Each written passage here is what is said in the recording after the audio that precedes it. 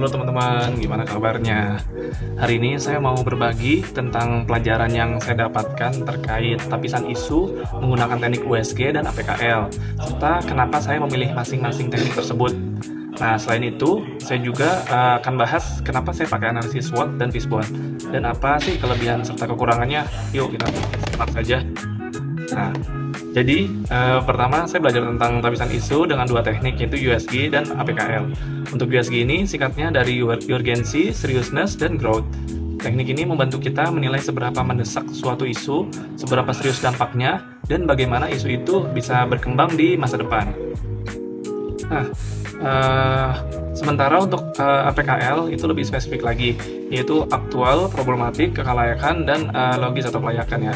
Dengan APKL, kita bisa menilai apakah isu itu benar-benar terjadi, seberapa besar dampaknya, lalu apakah isu itu bisa berkembang lebih luas, dan apakah dari segi logis isu tersebut masuk akal atau enggak.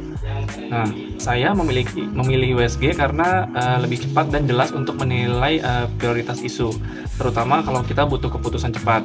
Sedangkan untuk APKL lebih lengkap dan detail dalam melihat sebuah isu, karena memperhitungkan aspek yang lebih luas dan mendalam.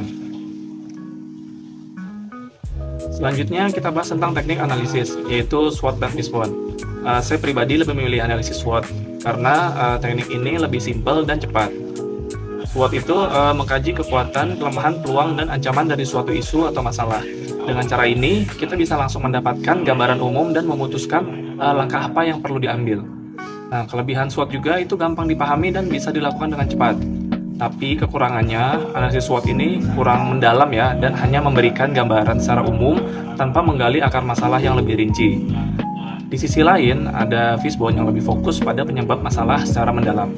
Teknik ini sangat cocok digunakan kalau kita menghadapi masalah yang lebih kompleks dan ingin mengidentifikasi akar permasalahannya. Nah, fishbone memang lebih mendalam, tapi kekurangannya adalah bisa sangat memakan waktu dan cukup rumit, terutama kalau isu yang dianalisis ini tidak terlalu kompleks.